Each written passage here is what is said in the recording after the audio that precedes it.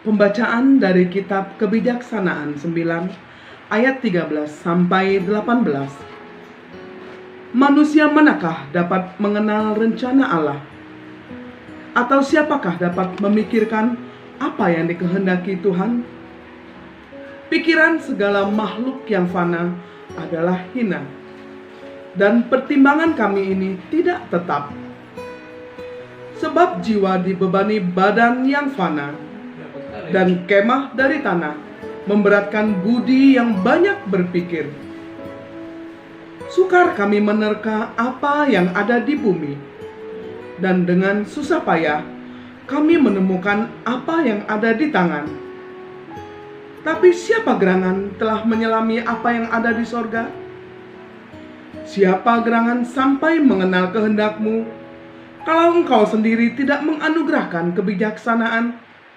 Dan jika Roh Kudusmu dari atas tidak kau utus, demikianlah diluruskan lorong orang yang ada di bumi, dan kepada manusia diajarkan apa yang berkenan kepadamu, maka oleh kebijaksanaan mereka diselamatkan. Selamat pagi Bapak Ibu dan juga Dewan Juri yang terhormat. Semoga kita sehat selalu di dalam perlindungan Bapa yang Maha Baik, Allah Tuhan kita. Shalom. Bapak, Ibu, dan Saudara terkasih, kitab Kebijaksanaan Salomo merupakan kitab yang banyak mengandung pesan-pesan kebaikan, pujian, nasihat, dan doa-doa pujian yang disampaikan secara hormat. Salomo pernah menyampaikan doa kepada Allah dalam bentuk yang sangat puitis. Itu terdapat ya dari bacaan kita tadi di Kebijaksanaan 9 ayat 13 sampai 18. Kalau kita dengar dengan baik, di situ kita dapat melihat pujian-pujian dan doa-doa yang disampaikan oleh Salomo.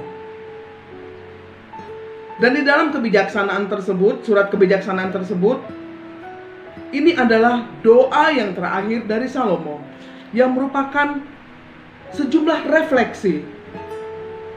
Berbagai pertanyaan dilontarkan dalam bentuk puisi. Dan apakah pertanyaan-pertanyaan dalam doa Salomo ini mengharapkan jawaban dari Allah? Tentu tidak. Karena pertanyaan-pertanyaan ini tidak mengharapkan informasi atau jawaban. Tetapi yang dimaksudkan adalah sebagai bagian dari tindakan pujian.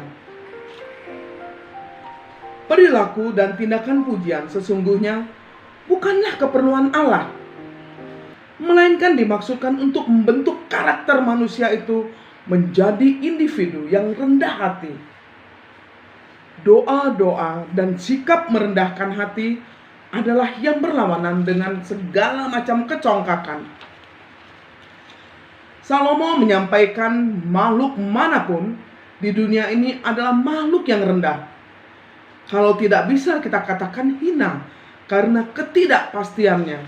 Itu tadi terdapat di dalam ayat 14 ya, yang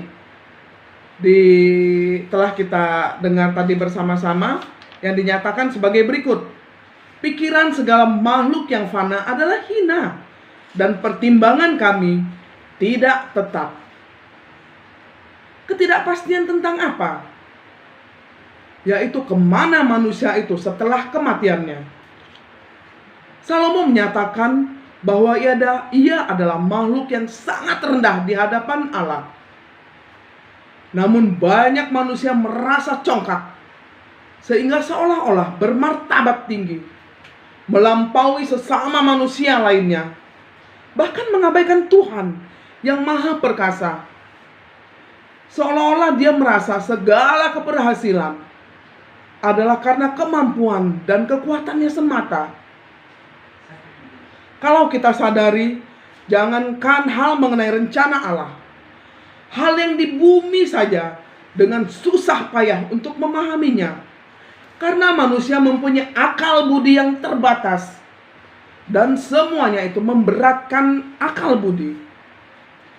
Demikian susahnya memahami yang fana, yang ada di bumi, apalagi yang ada di sorga. Hanya Roh Kudus yang dapat menerangi hati kita, sehingga kita memperoleh kebijaksanaan. Itulah sebabnya kebijaksanaan sering dipahami sebagai buah Roh Kudus. Ada terdapat di dalam Yesaya 40 ayat 13. Roh Kudus merupakan istilah lain di dalam Perjanjian Lama, sehingga orang Kristen berpikir tentang jati diri roh berbeda dengan Bapa dan Yesus. Di masa lalu, ketika Allah mengirimkan kebijaksanaan yang tidak lain adalah Roh Kudus, menyelamatkan nenek moyang kita bangsa Israel.